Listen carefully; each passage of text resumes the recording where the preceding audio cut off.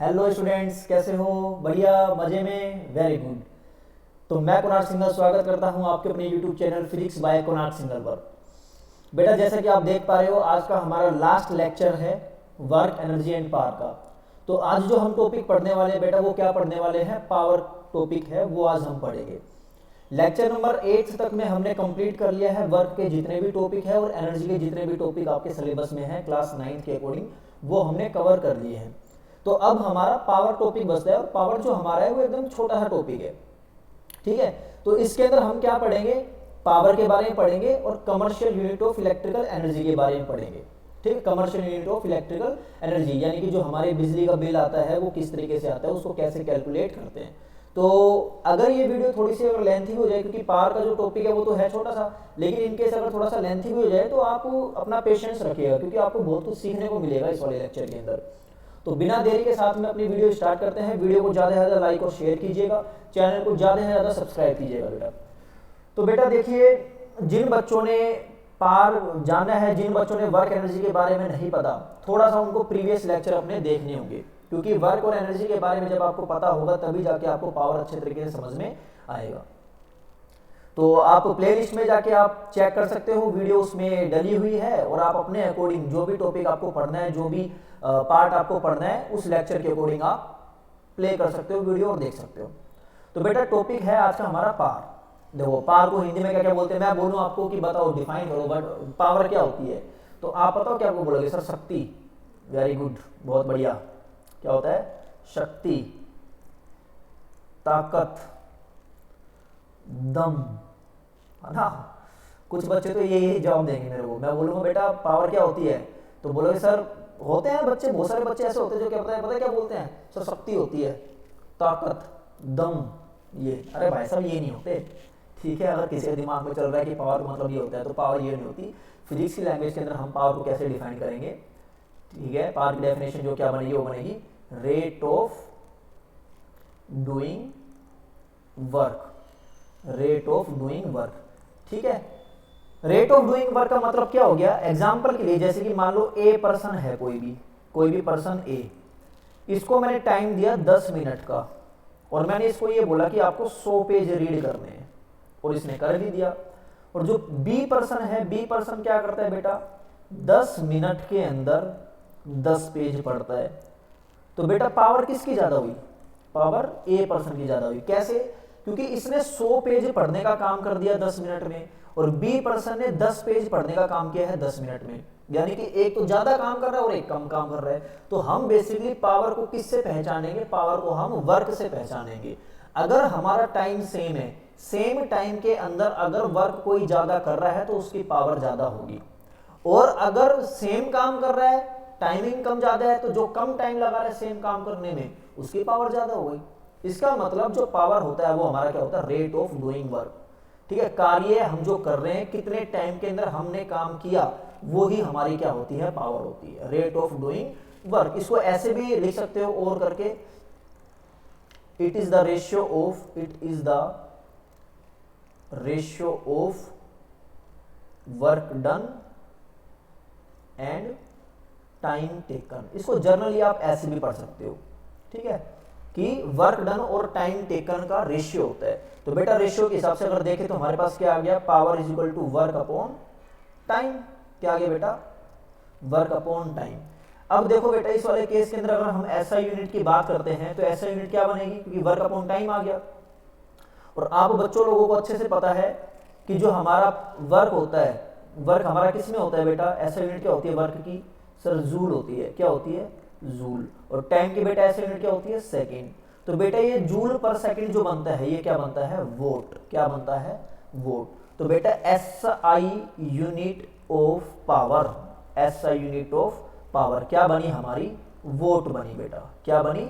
Vote बनी। अगर मैं डिफाइन करता हूं 1 वोट, तो बेटा 1 वोट किसके बराबर आएगी? 1 जूल अपॉन 1 सेकेंड के बराबर। तो यहां से हमारे पास में 1 वोट की डेफिनेशन क्या बन जाएगी? When a body does a work of 1 joule in 1 second, then the power of that body is said to be 1 volt. अगर कोई भी बॉडी है वो 1 सेकंड में 1 जूल का काम कर रही है तो उसकी पावर कितनी होगी बेटा? 1 वोल्ट होगी। तो समझ में आ गई बात। देखो पावर को अपन ने क्या बोला था? Power is equal to rate of doing work, यानी कि वर्क अपॉन टाइम। तो यहां से हमारे पास में फॉर्मूला आ जाता है पावर का। तो आप लोगों से कोई पूछे कि बताओ भाई पावर का फॉर्मूला क्या होता है, तो पावर का फॉर्मूला हमारा क्या होगा? वर्क अपॉन टाइम करके होगा। क्लियर बात? ऐसा यूनिट आपको पता होनी चाहिए, वोट। ठीक है, 1 वोट कैसे डिफाइन करेंगे? 1 जूल पर सेकंड से डिफाइन करेंगे। अदर यूनिट क्या होती है? ऐसा यूनिट तो हो गई हमारी। अदर यूनिट्स में क्या लिख सकते हैं? अदर यूनिट्स ऑफ पावर, जो बड़ी यूनिट होती है उसको अपन क्या बोल सकते हैं? किलोवोट। क्या? किलोवोट। किलोवोट को कैसे लिखेंगे? स्मॉल के कैपिटल डब्ल्यू। मेगावोट, ठीक है, बस पता होना चाहिए, है ना, कैपिटल एम डब्ल्यू। अगर अपन छोटी यूनिट की बात करते हैं तो मिली वोट, है ना, मिली वोट। अगर और छोटी बात करते हैं तो स्मॉल एम कैपिटल डब्ल्यू। तो ये हमारी अदर यूनिट्स हो गई, यानी कि पावर को हम किलोवोट, मेगावोट, मिली वोट में भी मेजर कर सकते हैं। लेकिन ऐसा यूनिट क्या होगी? वोट होगी। और पावर होता क्या है? पावर होता है रेट ऑफ डूइंग वर्क। हमने कितना काम किया कितने टाइम के अंदर, यानी कि वर्क और टाइम का जो रेशियो होगा वो हमें क्या बताएगा? पावर के बारे में बताएगा। और 1 वोट क्या होता है? जब कोई भी बॉडी 1 जूल का काम करती है 1 सेकंड में, तो उस बॉडी की पावर कितनी होती है? 1 वोट होती है। अगर 2 जूल काम करती है 1 सेकंड के अंदर तो पावर कितनी हो जाएगी? 2 वोट हो जाएगी। सीधी सीधी सी बात है। ठीक है बेटा। तो बेटा इस वाले केस के अंदर अगर हम देखें ठीक तरीके से, तो हमारी जो पावर है वो किन किन चीजों पे डिपेंड करी? यानी कि पावर जो हमारी डायरेक्टली डिपेंड है वर्क के ऊपर, और पावर हमारी इनवर्सली डिपेंड है किसके ऊपर? टाइम के ऊपर। क्लियर? अगर वर्क हमारा, टाइम अगर हमारा सेम होगा तो वर्क से हम कंपेयर करेंगे। जैसे कि सभी बच्चों के पास में 1 साल का टाइम होता है, कोई बच्चा ज्यादा काम करता है, कोई बच्चा कम काम करता है, तो उससे हम उसकी पावर डिफाइन कर सकते हैं कि वो टॉप कर गया या वो डाउन चला गया थोड़ा सा। तो इस बेसिस के ऊपर हम मतलब कि कंपेयर कर सकते हैं दो अलग अलग, दो सेपरेट बॉडी का पावर। ठीक है, on the basis of their work and on the basis of their time. Time same होगा तो डायरेक्टली प्रोपोर्शनल हो जाएगा वर्क के, और अगर वर्क सेम होगा तो इनवर्सली प्रोपोर्शनल हो जाएगा टाइम के। क्लियर बात? समझ में आ गई? Very good. अब क्योंकि बेटा अपने को ये पता है वर्क और जो एनर्जी होते हैं वो आपस में इंटरचेंज भी होते हैं। क्या होते हैं? इंटरचेंज भी होते हैं। एग्जाम्पल के लिए अगर मान लो कोई इलेक्ट्रिक मोटर है, ठीक है, अब कोई इलेक्ट्रिक मोटर है, पानी वाली जो मोटर जो पानी खींचती है, इस इलेक्ट्रिक मोटर ने क्या किया? टैंक में से पानी को उठाया, वाटर को इसने क्या किया? लिफ्ट किया, और एट ए 10 मीटर हाइट तक इस पानी को पहुंचा दिया। ठीक है, क्या बोल रहा हूं मैं कि मान लो कोई इलेक्ट्रिक मोटर है, उस इलेक्ट्रिक मोटर ने बेसिकली क्या किया? टैंक में से, जो हमारे अंडरग्राउंड टैंक्स होते हैं, उस टैंक में से पानी को उठाया और उस पानी को थ्रू द पाइपलाइन, पाइप से किधर पहुंचा दिया? जो हमारे टॉप के ऊपर, हमारे छत के ऊपर जो टंकी होती है उसमें पहुंचा दिया। एग्जांपल के लिए मैंने मान लिया कि ग्राउंड से लेकर टंकी तक की जो हाइट है वो कितनी है? 10 मीटर है। ठीक है, तो 10 मीटर तक की हाइट उसको पहुंचा दिया। तो अब मेरे को पावर के बारे में पता लगाना है कि पावर बताओ कितना पावर लगी होगी। टाइम वगैरह जो भी अपने को दे रखा है, XYZ सेकंड, जो भी अपने को टाइम दे रखा है, तो अब अपने को पावर बता दो। तो बेटा इस वाले केस के अंदर जो वर्क होगा वो किस में कन्वर्ट हो गया होगा? Work done by the motor converted into the potential energy of the motor. भाई यही तो हो गया होगा, क्योंकि मोटर ने क्या काम किया? मोटर ने काम किया पानी को उठाया और 10 मीटर की हाइट तक पहुंचा दिया, यानी कि work done by the motor converted into the potential energy of the water. तो बेटा अब ये जो पावर बनेगा, ये पावर हमारी क्या बन जाएगी? एनर्जी की टर्म में, यानी कि हम इसको ये भी लिख सकते हैं एनर्जी अपॉन टाइम। भाई ये तो हमने केस पढ़ा था पोटेंशियल एनर्जी का। अगर मैं ये बोल देता हूं कि किसी बॉडी को धक्का लगाया, वो तेज चलने लग गई, इसका मतलब उसके अंदर काइनेटिक एनर्जी आ गई, यानी कि वर्क डन किस में कन्वर्ट हो गया? Kinetic energy of the body में कन्वर्ट हो गया। इसका मतलब हम पावर को और क्या लिख सकते हैं? Energy upon time. अब बात ये आती है कि सर एनर्जी अपॉन टाइम लिखें या वर्क अपॉन टाइम लिखें। अगर मान लो एमसीक्यू में आ जाता है आपके option A work done upon time, option B energy upon time, तो उस वाले केस में देखो हालांकि ऐसा होगा तो नहीं, पहली बात, क्योंकि दोनों ही ऑप्शन हमारे ठीक माने जाएंगे, लेकिन हमें थोड़ा सा ये ध्यान देना है कि जो पावर आया हमारे पास में वो किस बेसिस के ऊपर है? वर्क के बेसिस के ऊपर आया। तो हम सबसे पहले वो ऑप्शन चूज करेंगे जिसके अंदर हमारा पावर किसके बराबर होगा? वर्क अपॉन टाइम के बराबर गिवन होगा। ठीक है, तो क्लास 9th के अकॉर्डिंग हम ये वाला फॉर्मूला सिलेक्ट कर लेंगे, वर्क अपॉन टाइम। लेकिन रियलिटी के अंदर बेटा ये जो पावर होता है ना किसके बराबर होता है, dw/dt के बराबर होता है, rate of change of work with respect to time, किसने कितना काम किया कितने टाइम के अंदर। तो ये थोड़ा सा आप लोगों को पता होना चाहिए कि P को हम पावर को हम क्या लिख सकते हैं, dw/dt भी लिख सकते हैं। ये तो हमारा सिंपल फॉर्मूला है, क्या है ये, सिंपल फॉर्मूला है। इस वाले केस के अंदर जो हमारी पावर आ रही है वो कौन सी आ रही है, इंस्टेंटेनियस पावर आ रही है। कौन सी पावर आ रही है बेटा, इंस्टेंटेनियस पावर, ठीक है। किसी भी छोटे टाइम इंटरवल के लिए अगर किसी बॉडी ने काम किया है तो उसका पावर कैसे डिफाइंड होगा, P = dw/dt, यानी कि rate of change of work with respect to time. तो पावर का हमारे पास में फॉर्मूला पता लग गया आपको, work upon time, energy upon time. तो मैं इलेक्ट्रिक मोटर वाली बात कर रहा था, तो इलेक्ट्रिक मोटर के अंदर बेटा पावर क्या बन जाएगी हमारी, क्योंकि एनर्जी हो गई, कौन सी energy, potential energy upon time, ठीक है भाई। मास ऑफ द वाटर दे रखा होगा कि इतना केजी पानी को ऊपर पहुंचा दिया, जी की वैल्यू आपको पता होगी, एच आपको दे रखा है 10 मीटर की हाइट, और टाइम भी आपको पूछा होगा कि भाई 1 सेकंड में 2 सेकंड में, जो भी गिवन है, ठीक है। तो बेटा पावर का हमारे पास में देखो फॉर्मूला, देखो इधर मैं लिख देता हूं क्या क्या फॉर्मूले आ गए हमारे पास में। पावर को अपन क्या क्या लिख सकते हैं, वर्क अपॉन टाइम भी लिख सकते हैं, ठीक है। पावर को अपन और क्या लिख सकते हैं, पावर को अपन लिख सकते हैं एनर्जी अपॉन टाइम भी लिख सकते हैं, ठीक है। और एनर्जी के रूप के अंदर मैं इसको पावर को क्या लिख सकता हूं, अगर बात हो रही है पोटेंशियल एनर्जी की, तो पोटेंशियल एनर्जी अपॉन टाइम यानी कि mgh/t।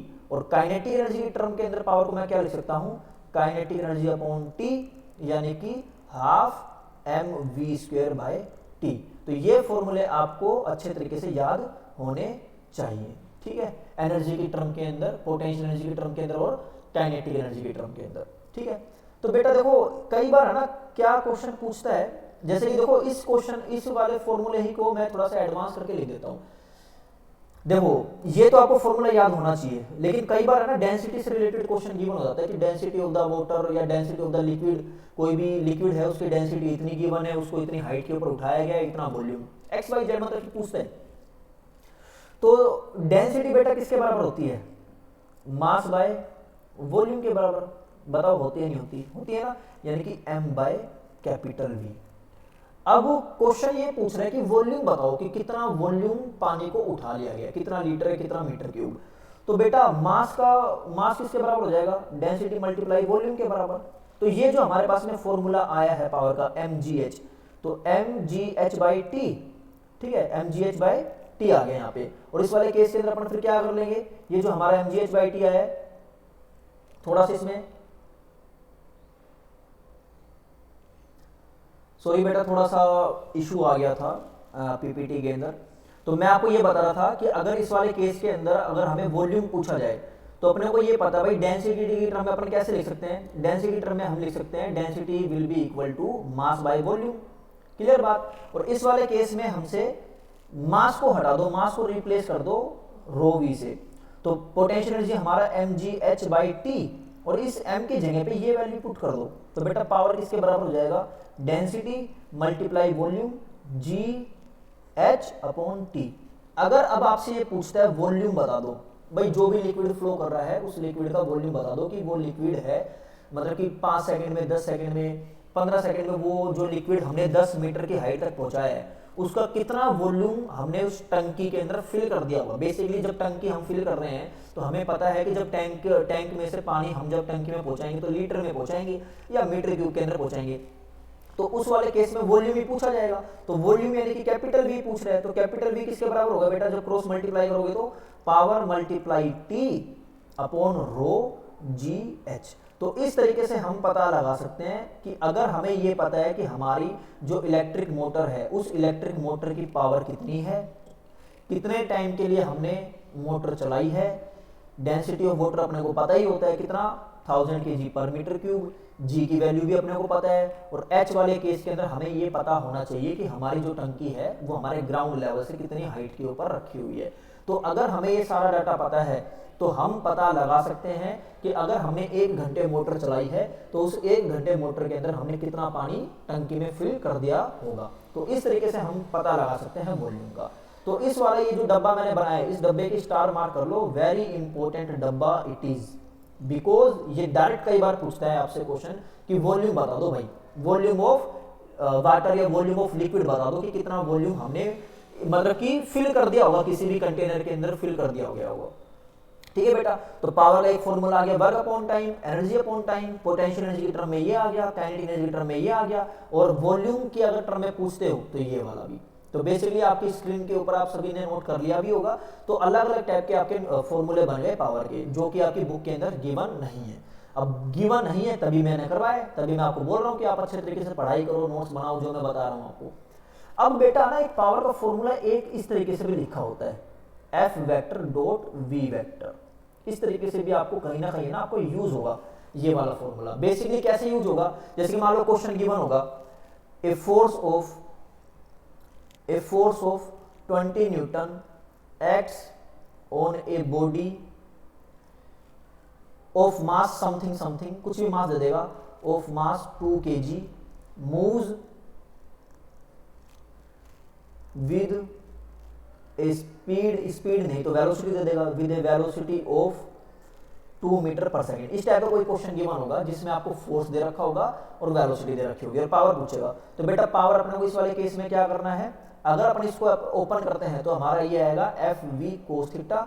लेकिन अगर सेम डायरेक्शन की बात हो रही है, जिस डायरेक्शन में फोर्स लगा है उसी डायरेक्शन के अंदर अगर हमारी बॉडी मूव कर रही है, तो वहां पे कोस थीटा कितना हो जाएगा, कोस 0 डिग्री, और कोस 0 डिग्री दैट विल बी 1। तो पावर हम क्या लिख सकते हैं, एफ मल्टीप्लाई वी, यानी कि फोर्स मल्टीप्लाई वेलोसिटी। तो फोर्स हमारे पास कितना है 20 और वेलोसिटी कितनी है 2, यानी कि कितनी है पावर हमारी 40 वोल्ट। क्लियर बात। तो बेसिकली बेटा एक ये वाला फॉर्मूला आपको होगा, ये वाला फॉर्मूला बेसिकली आप ऐसे याद रख सकते हो, power is equal to force multiply velocity. लेकिन इसका करेक्ट फॉर्मुलेशन कौन सा है, करेक्ट फॉर्मूला कौन सा है, तो करेक्ट फॉर्मूला हमारा डॉट प्रोडक्ट के तरीके से है, यानी कि power is equal to F vector dot V vector. F मतलब यहाँ पे फोर्स है, वी मतलब यहाँ पे क्या है वेलोसिटी।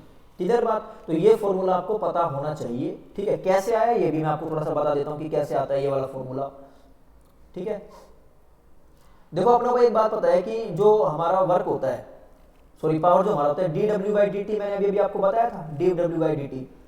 अब क्योंकि w हमारा f डॉट s है, क्या है f डॉट s है, यानी कि फोर्स मल्टीप्लाई क्या है डिस्प्लेसमेंट है, अगर मैं केवल अगर इसको वेक्टर फॉर्म में लिखूं।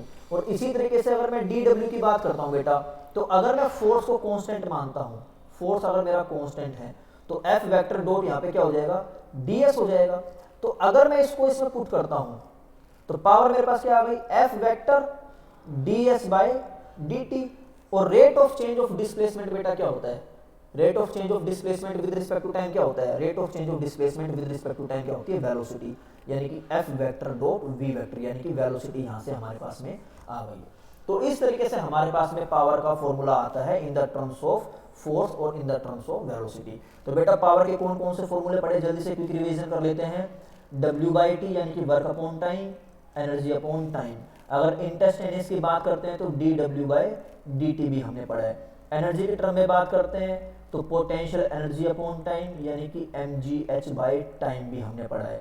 अगर काइनेटिक एनर्जी की टर्म में बात करते हैं तो half mv square by time भी हमने पढ़ लिया। और अगर बात करते हैं डेंसिटी और वॉल्यूम की टर्म में तो हमने एक फॉर्मूला और पढ़ा था, क्या पढ़ा था, rho V G H by time. यहाँ पे रो हमारी डेंसिटी, वी मतलब वॉल्यूम, जी मतलब acceleration due to gravity, H हमारा हाइट है। और अभी एक फॉर्मूला पढ़ा है हमने P is equal to F vector dot V vector. अगर सेम कंडीशन है, सेम डायरेक्शन में फोर्स लगा है, सेम डायरेक्शन में ही बॉडी वेलोसिटी एक्वायर कर रही है, तो हम इसको सिंपली क्या लिख सकते हैं, एफ मल्टीप्लाई वी भी लिख सकते हैं। तो ये 6 फॉर्मूले मैंने आपको बता दिए पावर के, जो आपको अच्छे तरीके से याद होने चाहिए, आपके नोटबुक के अंदर नोट भी होने चाहिए, क्योंकि ये आपकी बुक के अंदर नहीं मिलेंगे। ठीक है, जो बुक आप फॉलो कर रहे हो उसमें। ठीक है, तो यहाँ तक हमारा पावर का टॉपिक कंप्लीट हो चुका है। अब बात ये आती है, एक आप लोगों के टॉपिक है commercial unit of electrical energy. ठीक है, commercial unit of electrical energy. हाँ, एक चीज बताना भूल गया मैं, जैसे कि मैंने यहाँ पे बताया था other unit of electrical power, तो अगले इसी स्लाइड के अंदर बता देता हूँ। एक बेटा पावर आप लोगों ने सुना होगा हॉर्स पावर। ठीक है, एक यूनिट और होती है हॉर्स पावर, जिसको अपन लिखते हैं H.P से। ठीक है, बेसिकली ये किस में यूज की जाती है, ये हैवी मशीन्स में यूज की जाती है। हैवी मशीन्स, जैसे कि हैवी मशीन्स कौन कौन सी हो गई बेटा, जैसे कि हमारी जो इलेक्ट्रिक मोटर आती है, ठीक है। इलेक्ट्रिक मोटर भी आप ढंग से चेक करना, उसके ऊपर लिखा होता है 0.5 HP, 1 HP, मतलब कि 1 हॉर्स पावर, आधी हॉर्स पावर, 2 हॉर्स पावर। इसी तरीके से जो इंजन्स होते हैं इसके अंदर भी हम यूज करते हैं, ठीक है, हॉर्स पावर। तो बेटा 1 हॉर्स पावर किसके बराबर होती है? 1 हॉर्स पावर हमारी 746 वोट के बराबर होती है। किसके बराबर होती है? 746 वोट के बराबर होती है, ठीक है। तो जितने भी हैवी मशीन्स होती है, हैवी व्हीकल्स होते हैं, इलेक्ट्रिक मोटर या इंजन्स वगैरह के टर्म में, अगर मशीनी लैंग्वेज में अगर बात करें, मशीन की लैंग्वेज में अगर अपन बात करते हैं, तो पावर को हम किस में मेजर करते हैं? वोट में मेजर ना करके हॉर्स पावर में मेजर करते हैं। यानी कि 1 हॉर्स पावर, 1 हॉर्स के अंदर कितनी पावर होती है? 746 वोट की पावर होती है। इस तरीके से आप इसको अच्छे तरीके से समझ सकते हो। तो 1 horsepower will be equal to 746 times of watt. Clear बात? Very good. अब जैसे कि 1 किलोवाट आवर है, अब ये तो अदर यूनिट है, अगर मैं इसको चेंज करता हूं, चलो ये 1 किलोवाट आवर इलेक्ट्रिकल एनर्जी के अंदर आ गई, electrical commercial unit of electrical energy में। तो अब हमारे यहां से टॉपिक स्टार्ट होता है commercial unit of electrical energy, ठीक है। Commercial unit of electrical energy. भाई घर के अंदर हमारी जो इलेक्ट्रिकल एनर्जी आती है उसकी यूनिट क्या होती है? भाई जनरली तौर के ऊपर देखो, इन जनरल में power is equal to energy upon time, ठीक है। तो यहां से जो एनर्जी हमारी बन रही होगी, ये क्या बन रही होगी? पावर मल्टीप्लाई टाइम बन रहा होगा। अगर एसआई सिस्टम के अंदर बात करते हैं तो एनर्जी की यूनिट यहां से क्या बनी? एसआई के अंदर पावर वाट और टाइम सेकंड, यानी कि एनर्जी की यूनिट हमारे पास यहाँ पे क्या बनी है? वोट सेकंड बनी है। लेकिन बेटा एक चीज ध्यान देना, जब भी हमारे घर के अंदर कोई भी इलेक्ट्रिसिटी वगैरह आती है तो वो 1-2 सेकंड के लिए तो आएगी नहीं, है ना? वो 1-2 सेकंड के लिए तो आएगी नहीं। सिमिलरली जितने भी हमारे घर के अंदर जो इलेक्ट्रिकल डिवाइसेस है, जैसे कि CFL हो गया, बल्ब हो गया, फैन हो गया, cooler, AC, fridge, heater, geyser, ठीक है, मतलब कि XYZ जो भी मोटर वगैरह सब कुछ लगा के जब इनकी पावर को आप जोड़ोगे तो क्या वो वोट में आएगी? हाँ सर वोट में ही आएगी। हाँ, मैं ये नहीं बोल रहा गलत हो, वोट में आएगी। लेकिन जब आप कैलकुलेट करोगे ना तो वो जो आएगी वो 1000 टाइम्स ऑफ वोट में आएगी, 1000 टाइम ऑफ वोट में आएगी। यानी कि एग्जांपल के लिए जब मैंने सभी पावर को जोड़ा तो वो आ गई 3000 वोट आ गई। कितनी आ गई? 3000 वोट आ गए। तो मैं इसको ये भी तो लिख सकता हूँ 3 किलो वोट, क्योंकि आप लोगों को पता है 1 किलो के अंदर कितना होता है? 10 की पावर 3 होता है, यानी कि 1000 होता है। तो 3000 वोट को बेटा मैं क्या लिख सकता हूँ? 3 किलो वोट लिख सकता हूँ। सिमिलरली जो हमारे घर में लाइट आ रही है वो 1 घंटे, 2 घंटे, 10 घंटे, 15 घंटे, घंटों में आएगी। इसका मतलब जो हमारे घर में इलेक्ट्रिकल एनर्जी आ रही है उसकी जो बेटा यूनिट बनी वो क्या बनी? तो पावर तो किस में कन्वर्ट हो गया? किलोवाट में कन्वर्ट हो गया, है ना? और जो टाइम है वो किस में कन्वर्ट हो गया? आर में कंप्लीट हो गया, घंटे में कन्वर्ट हो गया। तो commercial unit of electrical energy, यानी कि हमारे घर में जो इलेक्ट्रिकल एनर्जी आती है उसकी यूनिट क्या बनी? उसकी यूनिट बनी किलोवाट आवर। क्या बनी? Kilowatt hour. अब ये जो किलोवाट आवर है ना बेटा, इसी को हम बोलते हैं 1 यूनिट। नहीं सुना? जैसे कि कई बार जैसे जब हम टीवी ज्यादा देर तक देख लेते हैं तो हमारे मम्मी पापा बोलते हैं इतना टीवी देख रहा है, मीटर के अंदर ज्यादा यूनिट उठ गई होगी। या जब हम मल्टीपल अप्लायंस यूज करते हैं घर के अंदर तो बोलते हैं बहुत ज्यादा खर्चा आ जाएगा, ज्यादा यूनिट, ज्यादा यूनिट। तो वो बेसिकली जो यूनिट होती है ना, एक यूनिट किसके बराबर होती है? 1 किलोवाट आवर के बराबर होती है, ठीक है। जो हमारे इलेक्ट्रिक मीटर के अंदर जो यूनिट होती है, ठीक है, जैसे कि मान लो 200 यूनिट, तो 200 यूनिट का बेसिकली मतलब क्या हो गया?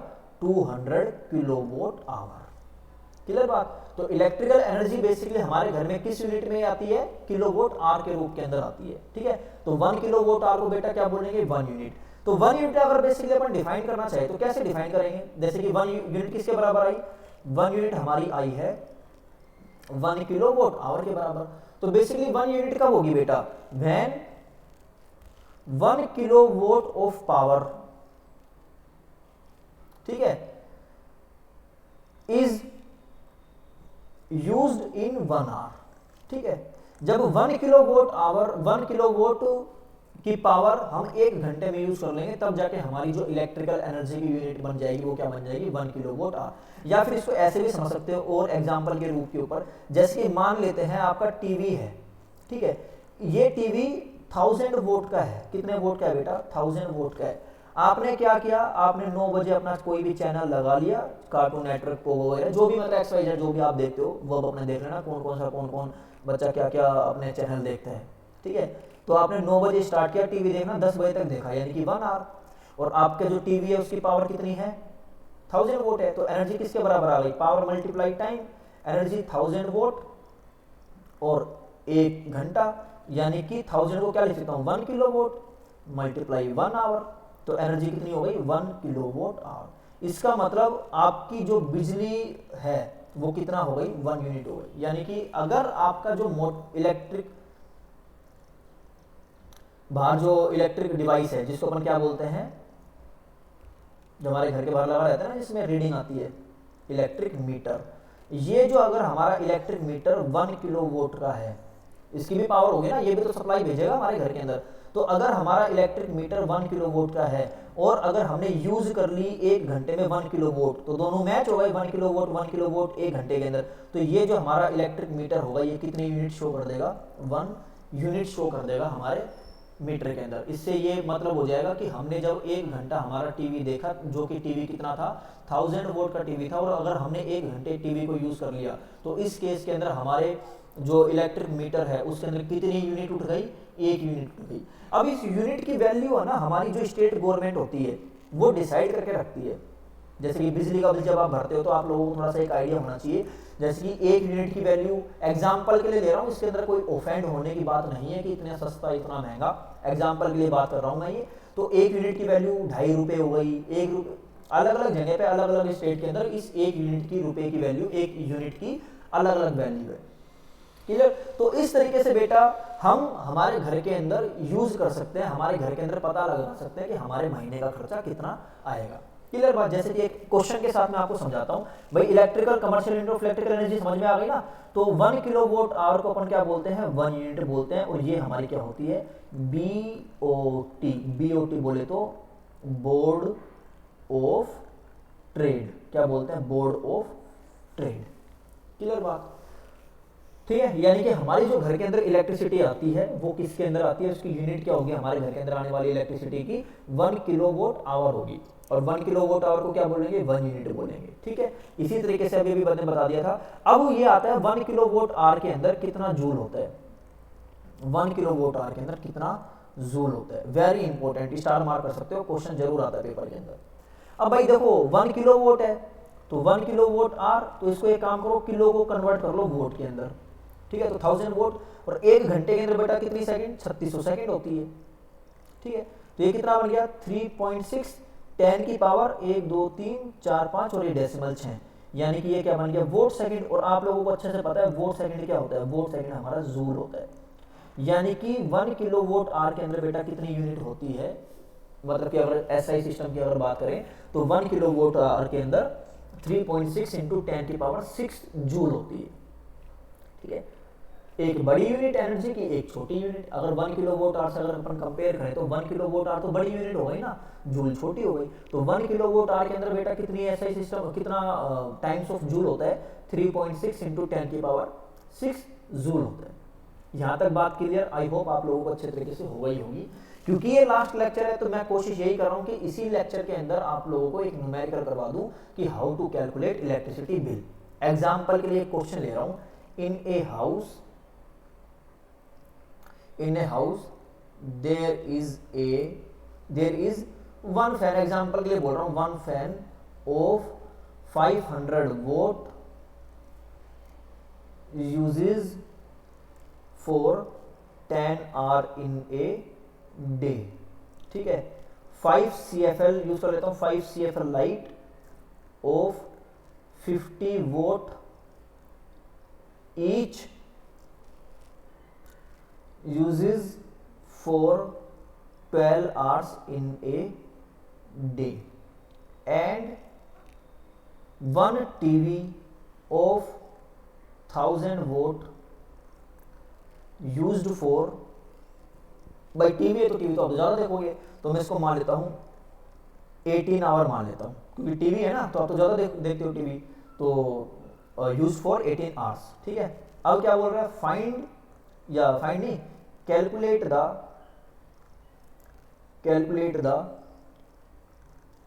Electricity bill for June month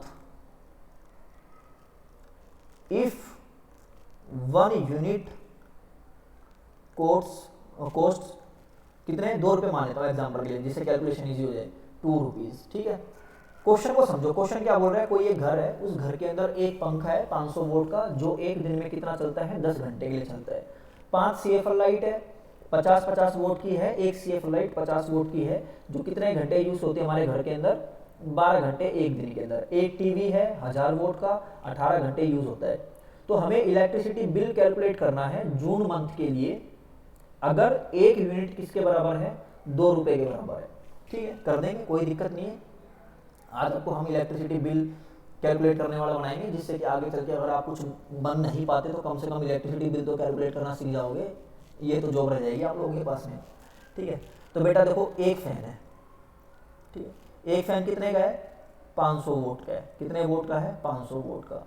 ठीक है, कितने घंटे के लिए यूज हो रहा है ये, 10 घंटे के लिए यूज हो रहा है एक दिन में, 10 आवर इन ए डे। ये मैं केवल कर रहा हूँ एक दिन की बात, 1 डे के लिए डाटा लेके चल रहा हूँ। तो बेटा कितना आ गया ये, 5000 वोट आवर आ गया, 5000 वोट आवर आ गया, यानी कि ये एनर्जी आ गई एक तरीके से, 5000 वोट आवर।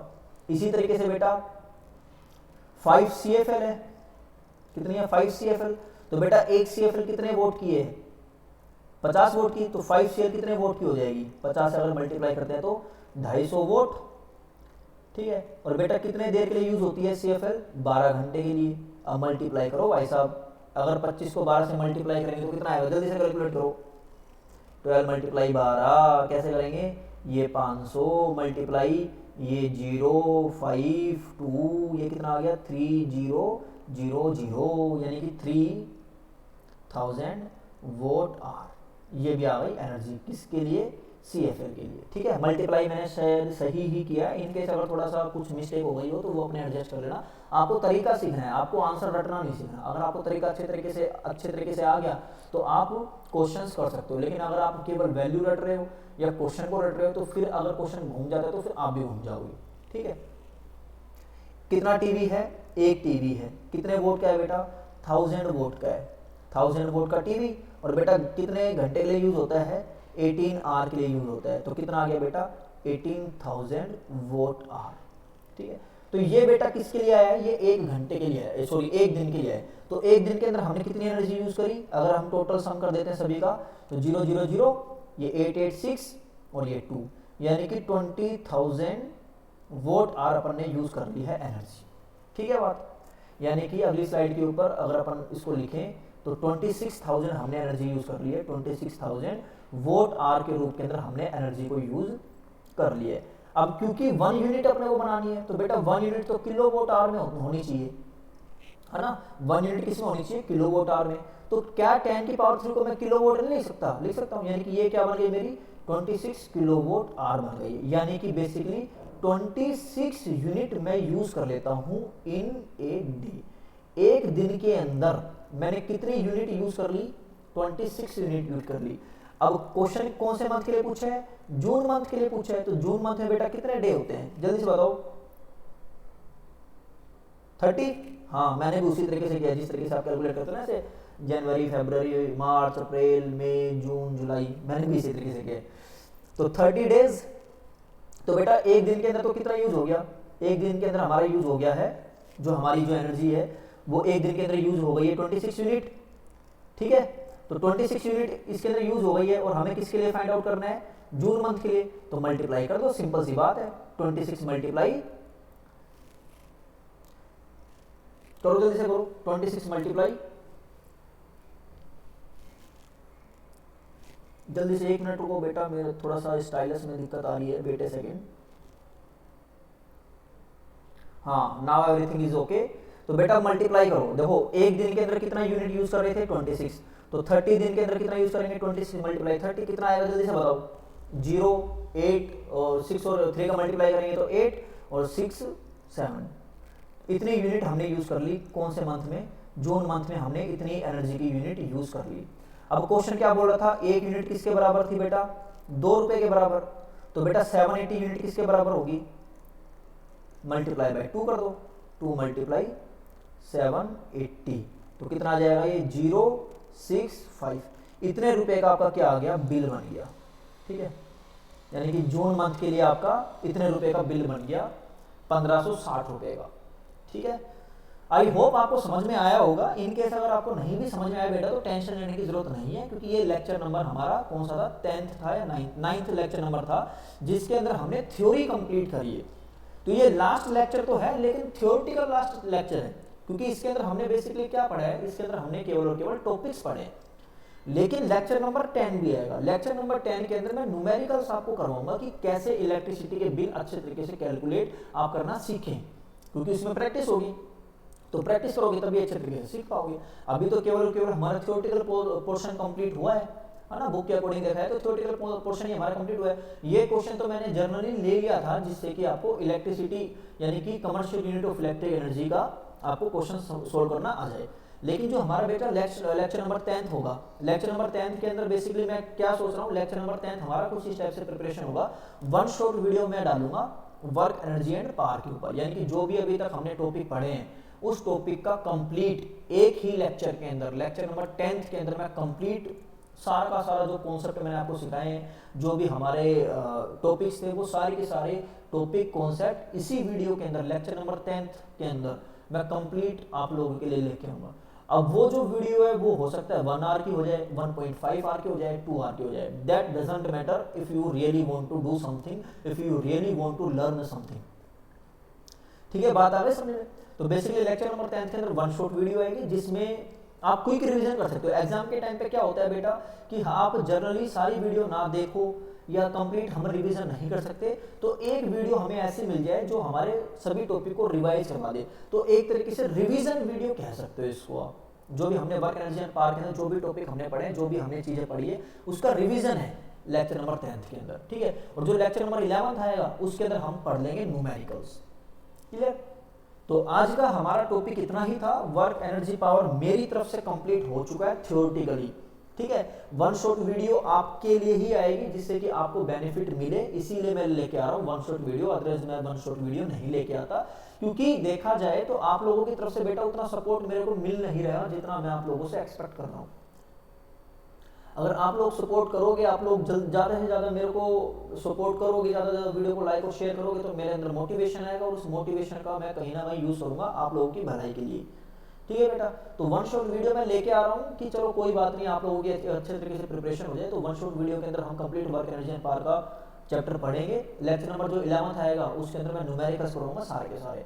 इनकेस फिर भी अगर आपको कोई डाउट रहता है किसी टॉपिक के अंदर, तो प्लेलिस्ट में जाके आप सारी की सारी वीडियोस आप देख सकते हो। जो भी टॉपिक आपका मिस हुआ है, जो टॉपिक आपका दिक्कत करता है, उस टॉपिक के ऊपर मैंने हर एक वीडियो के थंबनेल के ऊपर लिखा हुआ है कि उस टॉपिक के अंदर उस वीडियो में कौन कौन से टॉपिक इंक्लूडेड है। ठीक है बेटा, तो बिना देरी के साथ में आप अपनी स्टडी करते रहिए, अच्छे तरीके से पढ़ते रहिए, नोट्स बनाते रहिए, क्वेश्चन करते रहिए। मिलते हैं हम अपने लेक्चर नंबर 10 के अंदर। तब तक के लिए थैंक यू वेरी मच, बहुत बहुत आपका शुक्रिया।